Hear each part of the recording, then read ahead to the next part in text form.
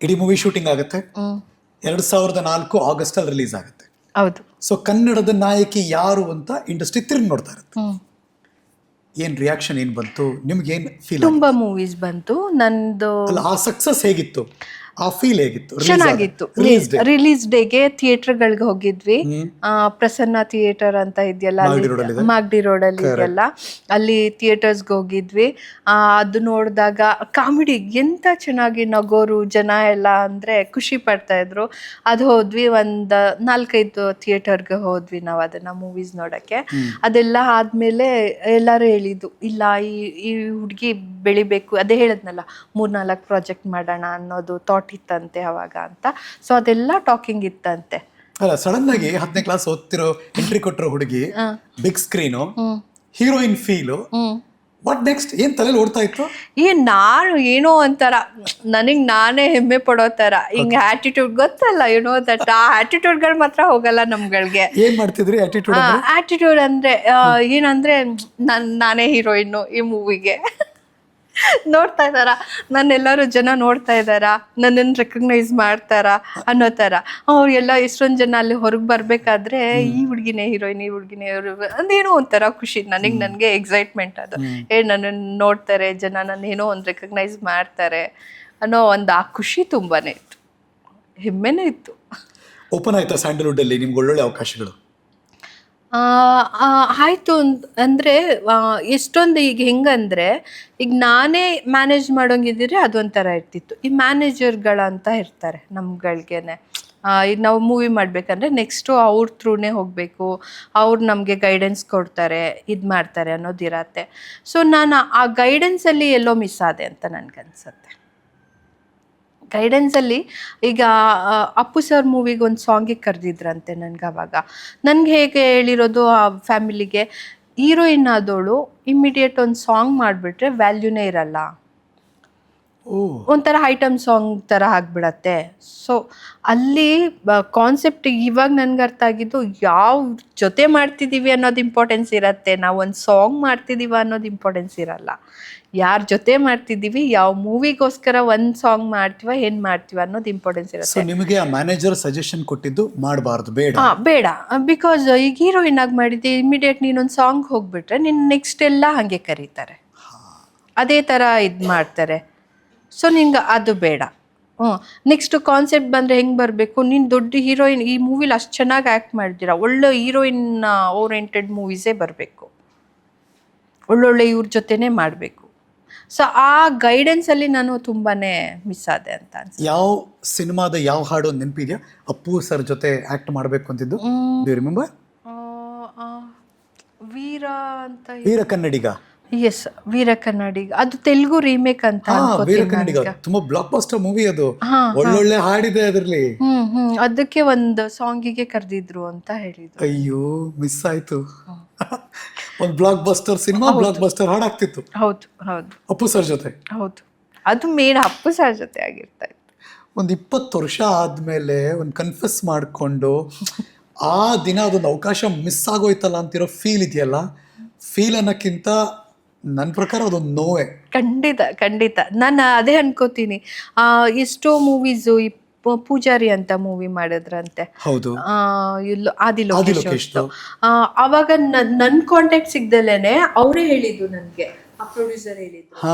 ನನ್ನ ಕಾಂಟ್ಯಾಕ್ಟ್ ಸಿಗ್ದಲೆ ನೀತು ಅವ್ರಿಗೆ ಹೀರೋಯಿನ್ ಆದ್ರು ಅದರಲ್ಲಿ ಅವರು ಅಂತ, ಬಿಕಾಸ್ ಆಫ್ ಸಿಮಿಲಾರಿಟಿ ಸೇಮ್ ಇದೆ, ನಂದು ಅವ್ರದ್ದು ಸಿಮಿಲಾರಿಟಿ, ಸೇಮ್ ಸಿಸ್ಟರ್ಸ್ ತರ ಕಾಣಿಸ್ತೀವಿ ನಾವು. ಅಗ್ರೀಡ್ ಅನ್ನೋದು ಫಸ್ಟ್ ಟ್ರೈ ಮಾಡಿದ್ರಂತೆ. ಅವ್ರು ನನ್ನ ಕಾಂಟ್ಯಾಕ್ಟ್ ಸಿಗ್ದಲೇನೆ ಅವ್ರಿಗೆ ಮಾಡಿದ್ರಂತೆ. ಇಷ್ಟೊಂದು ಮೂವೀಸ್ ಹೇಳ್ತಾರೆ ನನಗೆ, ನೀನು ಟ್ರೈ ಮಾಡಿದ್ವಮ್ಮ, ನೀನು ಸಿಗ್ಲೇ ಇಲ್ಲ, ನೀನು ಈಗೇನಾದರೂ ಫಂಕ್ಷನ್ಸ್ಗೆ ಅಟೆಂಡ್ ಮಾಡಿದಾಗ ಎಷ್ಟೊಂದು ಟ್ರೈ ಮಾಡಿದ್ವಮ್ಮ, ಎಲ್ಲೋಗಿದ್ಯಮ್ಮ, ನಿನ್ ಕಾಂಟ್ಯಾಕ್ಟ್ ನಂಬರೇ ಯಾರ ಹತ್ರನೂ ಸಿಗ್ತಿರ್ಲಿಲ್ವಲ್ಲ. ಯಾವ ಮೂವಿ? ಒಂದು ಪೂಜಾರಿ ಕರೆದಿದ್ರಂತೆ. ಇನ್ನೂ ಒಂದು 2-3 ಮೂವಿ ನೇಮ್ ಹೇಳಿದ್ರು, ಬಿಕಾಸ್ ನಾನು ಮರ್ತ್ಬಿಟ್ಟೆ. ಆ ಟೈಮಲ್ಲಿ ಮಾತಾಡಿರ್ತಾರೆ. ಪೂಜಾರಿ ನಟಿ ನೀತು ಅವ್ರಿಗೆ ಒಳ್ಳೆ ಬ್ರೇಕ್ ತಂದ್ಕೊಡ್ತು, ಆದಿಗೆ ಒಳ್ಳೆ ಬ್ರೇಕ್ ತಂದ್ಕೊಡ್ತು, ಸಾಂಗ್ಸು ಚೆನ್ನಾಗಿತ್ತು, ಬೇರೆ ಬೇರೆ ರೀತಿಯಲ್ಲಿ ಹಿಟ್ಟು ಆಯ್ತು. ಅಂದ್ರೆ ಎಲ್ಲೋ ಒಂದ್ ಕಡೆ ಯಾವುದೋ ಒಂದು ಯಶಸ್ಸು ಬರ್ಬೇಕಾಗಿದ್ದು ನಿಮ್ಗೆ ಕೈ ತಪ್ಪಿತು ಅಂತ. ಹೌದು ಅಲ್ವಾ? ಖಂಡಿತ ತಪ್ಪಿದೆ. ಓಕೆ, ಈ ಪಕ್ಕದ ಮನೆ ಹುಡುಗಿ ಸಿನಿಮಾ ಬಂತಲ್ಲ, ಅದಾದ್ಮೇಲೆ ನೀವಂದ್ರಿ ಮ್ಯಾನೇಜರ್ಗಳು ಸರಿ ಲೀಡ್ ಮಾಡಲಿಲ್ಲ, ಮಿಸ್ಲೀಡ್ ಆಗೋಯ್ತು ನನಗೆ ಅಂತ. ನೆಕ್ಸ್ಟ್ ಬಂದಿದ್ದ ಸಿನಿಮಾ ಯಾವುದು? ಅದಾದ್ಮೇಲೆ ಒಂದು ಎಸ್ ಉಮೇಶ್ ಅವ್ರದ್ದು ಮಿಸ್ಟರ್ ಚೀಟರ್ ಅಂತ. ಮಿಸ್ಟರ್ ಚೀಟರ್ ಇವರು ನವೀನ್ ಕೃಷ್ಣ ಅವರು. ಓಕೆ. ನವೀನ್ ಕೃಷ್ಣ ಅವರು ಡ್ಯುಯಲ್ ಕ್ಯಾರೆಕ್ಟರ್. ಮೂರ್ತಿಗಳ ಮಗ. ಹೌದು ಹೌದು ಹೌದು. ಅವ್ರ ಜೊತೆ ಬಂತು. ಅದು ಅಷ್ಟೇ ತುಂಬ ಒಳ್ಳೆ ಕ್ಯಾರೆಕ್ಟರು, ಒಂಥರ ಕಾಮಿಡಿ ಮೂವಿ ಆ ಥರ. ಎಷ್ಟು ಸ್ಕೋಪ್ ಇತ್ತಂದರೆ ನಾವು ತುಂಬ ಚೆನ್ನಾಗಿ ಎಂಜಾಯ್ ಮಾಡಿದ್ವಿ ಕೂಡ ಆ ಮೂವಿನ. ಅದನ್ನು ಆ್ಯಕ್ಟ್ ಮಾಡಿದೆ ನಾನು, ಅವ್ರ ಜೊತೆ ಮಾಡಿದೆ. ಅದಾದಮೇಲೆ ನೆನೆಯುವೆ ನಿನ್ನ ಅಂತ, ಅದು ಎಸ್ ಉಮೇಶ್ ಅವರೇ ಡೈರೆಕ್ಷನ್ನಲ್ಲಿ ಅದು. ಅದೊಂದು ಮೂವಿ ಮಾಡಿದೆ. ಈಗ ಹೆಂಗಿತ್ತು ಅಂದರೆ ನಂದು ಕಾನ್ಸೆಪ್ಟ್, ಅವೆಲ್ಲ ಮೂವೀಸ್ ನೋಡಿದಾಗ ನಂದೇ ಹೈಲೈಟ್ ಇತ್ತು. ಆ ಕ್ಯಾರೆಕ್ಟರೇ ಹೈಲೈಟ್ ಆ ಮೂವಿಗೆ ಅನ್ನೋ ಥರ ಇತ್ತು. ಸೊ ನಾನು ಆ ಗೈಡೆನ್ಸ್ ಎಲ್ಲ ಹೋಗ್ಬಿಟ್ಟು ನಾನು ಏನಾದರೂ ಇದು ಮಾಡೋದ್ನೋ ಏನೋ ಅಂತ ಈಗ ಫೀಲ್ ಆಗೋದು ನನಗೆ. ಸೊ ಬಟ್ ಆ ಇಂಪಾರ್ಟೆನ್ಸ್ ಹೆಂಗಿತ್ತಂದರೆ ಆ ಹುಡುಗಿದೇ ಮೇನ್ ಇರೋ ಥರ ಇತ್ತು ಮೂವೀಸಲ್ಲೆಲ್ಲ ಆ್ಯಕ್ಟಿಂಗು. ಆ ಒಂದು 2-3 ಮೂವೀಸ್ ಎಲ್ಲ ಆಯ್ತು. ಅಜ್ಜು ಆಯ್ತು, ಅದಾದ್ಮೇಲೆ ಅಜ್ಜು ರಿಲೀಸ್ ಆಯ್ತು. ಪಕ್ಕದ ಮನೆ ಹುಡುಗಿ ಆದ್ಮೇಲೆ ಅಜ್ಜು ರಿಲೀಸ್ ಆಯ್ತು. ಅಜ್ಜು ಎನ್ ಟಿ ಜಯರಾಮ್ ರೆಡ್ಡಿ ಅವ್ರದ್ದು. ಆಮೇಲೆ ಮಿಸ್ಟರ್ ಚೀಟರ್, ಆಮೇಲೆ ನೆನೆಯುವೆ ನಿನ್ನ ಅಂತ, ಇನ್ನೊಂದು ಮುಗಿಲ ಮಲ್ಲಿಗೆ, ಜಯರಾಮ್ ಸರ್ ಅಂತ ಅವರು ಡೈರೆಕ್ಟರ್. ಸೊ 5 ಮೂವಿ ಆಯ್ತು ಕನ್ನಡದಲ್ಲಿ. 5 ಮೂವಿ ಆದ್ಮೇಲೆ ನೀವು ಬೇರೆ ಬೇರೆ ಭಾಷೆಯ ನಂಟಿತ್ತಲ್ಲ, ಅಲ್ಲೂ ಡಿಮ್ಯಾಂಡ್ ಇತ್ತ ನಿಮಗೆ? ಹೌದು. ಸಾಕ್ಷಿ ಮೂವಿ ಅಂತ ಒಂದ್ ಮಾಡಿದೆ, ಗೋದಾವರಿ ರಾಜು, ಕಾಫಿ ಡೇ ರಾಜು ಅಂತ ಹುಡ್ಗ, ತೆಲುಗು ಅವರು. ಅವ್ರ ಜೊತೆ ಸಾಕ್ಷಿ ಮೂವಿ ಹೀರೋಯಿನ್ ಆಗಿ ಮಾಡಿದೆ. ಅದಾದ್ಮೇಲೆ ಕೆಲವೊಂದು ಹ್ಯಾಟ್ಸ್ ಮಾಡ್ತಾ ಇದ್ದೆ ತಮಿಳಲ್ಲೆಲ್ಲ, ಹ್ಯಾಟ್ಸು, ಜ್ಯುವೆಲ್ಲರಿ ಹ್ಯಾಟ್ಸು, ಬೇರೆ ಬೇರೆ ತರ ಹ್ಯಾಟ್ಸ್ ಮಾಡ್ತಿದ್ದೆ. ಕೆಲವೊಂದು ಇದು ಕಂಫರ್ಟ್ ಝೋನ್ ನನ್ಗಾಗ್ಲಿಲ್ಲ. ಕೆಲವೊಂದು ಇದು ಟ್ರಾವೆಲಿಂಗ್ ಮಾಡೋದು, ಬಟ್ ಅಲ್ಲಿ ಇದಕ್ಕೆಲ್ಲ ಇದು ಮಾಡೋದು ನನಗೆ ಕಂಫರ್ಟ್ ಝೋನ್ ಅನ್ನಿಸ್ಲಿಲ್ಲ ಅನ್ಸುತ್ತೆ. ಸೊ ಮೇ ಬಿ ಅಲ್ಲಿಂದಾನೇ ನಾನು ಬ್ರೇಕ್ ತಗೊಂಡಿದ್ದು. ಅಂದರೆ ಎನಿಥಿಂಗ್ ಹ್ಯಾಪನ್ಡ್, ಏನಾದ್ರು ನಡೀತಾ ಅಂತ ಅಲ್ಲ, ಬಟ್ ನನ್ಗೆ ಹಾಗೆ ಬರಲ್ವೇನೋ ಇಂಡಸ್ಟ್ರಿ ಆ ಥರ ಅನ್ನೋದೊಂದು ಫೀಲ್ ಬಂತು. ನೋಡೋಕೆ ಚಂದ ಇದ್ರಿ, ಟ್ಯಾಲೆಂಟ್ ಇತ್ತು, ಒಂದಷ್ಟು ಆಕ್ಟಿವಿಟೀಸ್ ನಿಮಗೆ ಗೊತ್ತಿತ್ತು. ಆಸ್ ಯು ಮೆನ್ಷನ್ಡ್, ನೀವು ಹಾರ್ಸ್ ರೈಡಿಂಗ್ ಇಂದ ಹಿಡಿದು, ಡ್ಯಾನ್ಸಿಂಗ್ ಇಂದ ಹಿಡಿದು, ನಿಮ್ಮ ಮೇಕ್ ಓವರ್ ಇಂದ ಹಿಡಿದು ನೀವು ಪಕ್ಕಾ ಫಿಟ್ ಇರುವಂತ ಎಲಿಜಿಬಲ್ ಹೀರೋಯಿನ್ ಆಗಿದ್ರಿ. How come? Because of it's my fault ಅನ್ಕೊಂತೀನಿ ಸರ್. ಖಂಡಿತವಾಗ್ಲೂ ಇಟ್ ವಾಸ್ ಮೈ ಫಾಲ್ಟ್ ಅನ್ಕೊಂತೀನಿ. ನಮ್ಮ ಅಮ್ಮನಿಗೆ ಅಥವಾ ನನ್ನ ಫ್ಯಾಮಿಲಿಗೆ ಅದು ಕಂಫರ್ಟ್ ಅನಿಸಿಲ್ಲ ಅಂತ ಅನ್ಕೊಂತೀನಿ.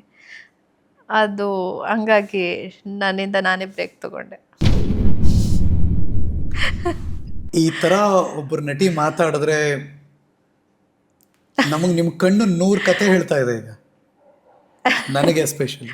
Okay, but it was good ಅಲ್ಲ, ಆ ಜರ್ನಿ ಕರೆಕ್ಟ್ ಇತ್ತಲ್ಲ, ಒಂದು 5-6 ಸಿನಿಮಾ ಕರೆಕ್ಟ್ ಇತ್ತಲ್ಲ, ತುಂಬಾ ಚೆನ್ನಾಗಿತ್ತು. ಅಲ್ಲೂ ಕೂಡ ಎಷ್ಟು ಅಪ್ರಿಷಿಯೇಟ್ ಮಾಡೋರು ಅಂದ್ರೆ, ನಾನು ಎಷ್ಟು ಸಿನ್ಸಿಯರ್ ಇದ್ದೀನಿ ಅಂತ ನನಗೆ ಈಗಲೂ ನನ್ನ ಬಗ್ಗೆ ನನಗೆ ಹೆಮ್ಮೆ ಇದೆ. 1 ಪೇಜ್ ಡೈಲಾಗು ತೆಲುಗುಲೇ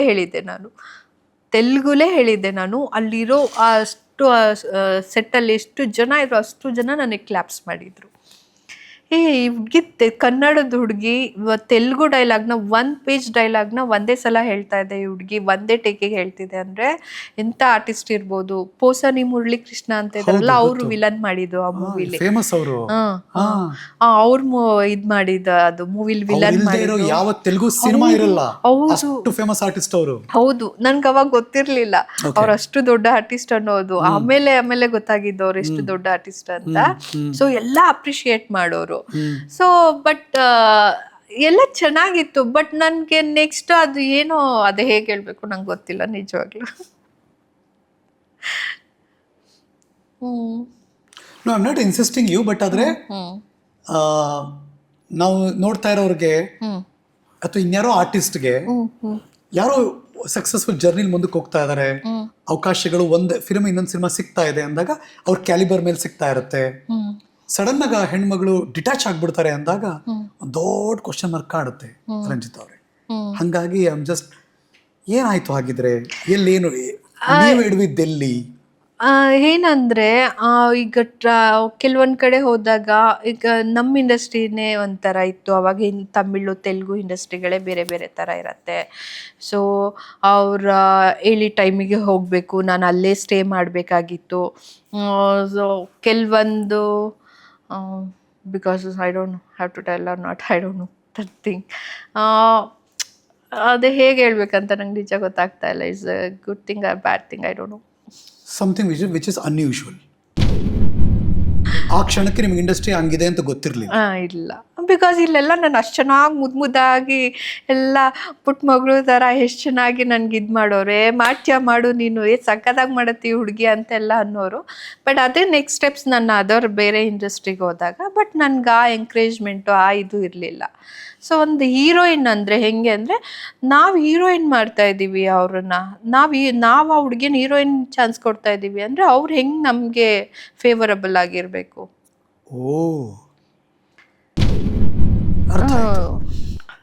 ಈಗ ಒಂದು ಹುಡುಗಿನ ಅಷ್ಟು ಈಸಿಯಾಗಿ ಹೀರೋಯಿನ್ ಮಾಡ್ತಿದ್ದೀವಿ ಅಂದರೆ ಅವ್ರಿಗೆ ನೇಮು ಫೇಮು ಎಲ್ಲ ಕೊಡ್ತೀವಿ ಅಂದಾಗ ಸೊ ಹೇಗಿರಬೇಕು? ನಮಗೆ ವೈಯಕ್ತಿಕವಾಗಿ ಫೇವರಬಲ್ ಆಗಿ ಅನ್ನೋ ಮನಸ್ಥಿತಿ ಅವರದ್ದು. So you got to know that. Directly or indirectly ಗೊತ್ತಾಯ್ತಾ ನಿಮಗೆ? ಇವನ್ ಮ್ಯಾನೇಜರ್ಗಳಂತ ಇರ್ತಾರಲ್ಲ, ಸೊ ಅವ್ರ ಥ್ರೂ ಅವ್ರು ಬಂದು ಡೈರೆಕ್ಟ್ ಕಮ್ಯುನಿಕೇಟ್ ಮಾಡ್ತಾರೆ, ಡೈರೆಕ್ಟ್ ಕಮ್ಯುನಿಕೇಟ್ ಮಾಡ್ತಾರೆ. ಸೊ ಅದು ನನಗೆ ಕಂಫರ್ಟ್ ಅನಿಸಿಲ್ಲ. ಏನದು ಶಾಕಿಂಗಾ? Of course shocking is. ಅದು ಹೆಂಗೆ ಹೇಳ್ಬೇಕು ಗೊತ್ತಿಲ್ಲ. I tell you after that. ತುಂಬಾ ಜನಕ್ಕೆ ಆಗಿರ್ಬೋದು, ಇಲ್ಲ ಅಂತಲ್ಲ. ಬಿಕಾಸ್ ಒಂದು ದೊಡ್ಡ ಸಾರಿ ಟು ಇಂಟರ್ವೆನ್, ಸಿನಿಮಾ ಜಗತ್ತಲ್ಲಿ ಕೆಲವು ವರ್ಷಗಳ ಮುಂಚೆ ಒಂದು ದೊಡ್ಡ ಅಲೆನೇ ಎಬ್ಬಿಸ್ಬಿಟ್ರು, ಎದ್ದೋಳ್ತು.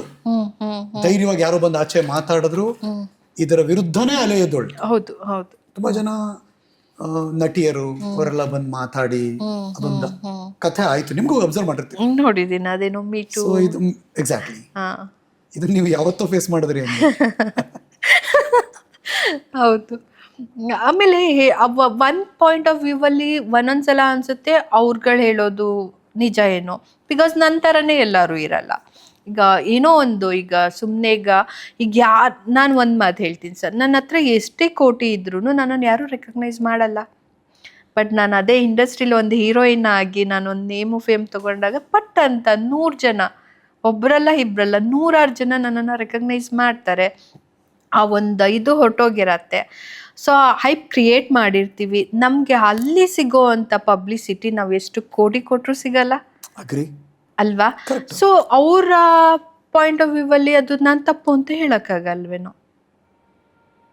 ಬಟ್ ಅವ್ರು ಅದನ್ನ ಅಡ್ವಾಂಟೇಜ್ ಮಾಡ್ಕೋತಾರೆ ಅಂದಾಗ ಅಲ್ಲಿ ತಪ್ಪಾಗತ್ತೆ. ಈಗ ಒಂದು ಹುಡುಗಿ ಹೀರೋಯಿನ್ ಹಾಕ್ತಾಳೆ ಅಂದಾಗ ಅವಳು ಚೆನ್ನಾಗಿದ್ದಾಳೆ, ಸುಮ್ಮನೆ ಎಲ್ಲರೂ ಹೀರೋಯಿನ್ ಆಗಕ್ಕಾಗಲ್ಲ.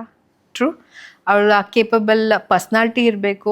ಎಲ್ಲ ಹುಡುಗಿರು ಒಂದೇ ಹೀರೋಯಿನ್ ಎಲ್ಲರೂ ಚೆನ್ನಾಗಿದ್ದವರೆಲ್ಲ ಹೀರೋಯಿನ್ ಆಗ್ತಾರೆ ಅನ್ನೋದು ಸುಳ್ಳು. ಆ ಪರ್ಸ್ನಾಲಿಟಿ ಇರಬೇಕು, ಆ ಕೇಪಬಿಲಿಟಿ ಇರಬೇಕು, ಆ ಅಟ್ರಾಕ್ಷನ್ ಇರಬೇಕು, ಅದು ಕೊಟ್ಟಾದ್ಮೇಲೆ ಅದು ನಿಭಾಯಿಸೋ ಕೆಪಾಸಿಟಿ ಇರಬೇಕು ಒಂದು ಕಲಾವಿದೆಗೆ. ಅದೆಲ್ಲ ಇರಬೇಕು.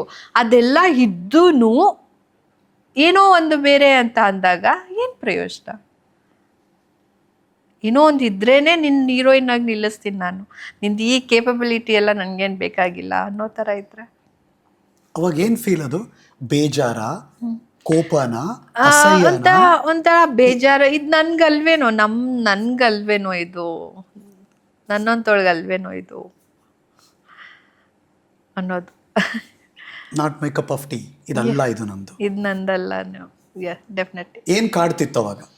ಅಂದ್ರೆ ಇಲ್ಲಿ ಇರ್ಬೇಕಾ ಇರಬಾರ್ದ ಅಂತ ಏನಾದ್ರು ತಲೆಯಲ್ಲಿ ಓಡ್ತಾ ಇತ್ತಾ? ಇಲ್ಲ, ನಾನು ಇರಬಾರ್ದಂತಾನೆ ಇದು ಮಾಡಿದ್ದು. ನಾನು ಫರ್ಮ್ ಡಿಸಿಷನ್ ನನಗೆ ನಾನು ಇರಬಾರ್ದು ಅಂತಾನೆ ಡಿಸಿಷನ್ ತಗೊಂಡು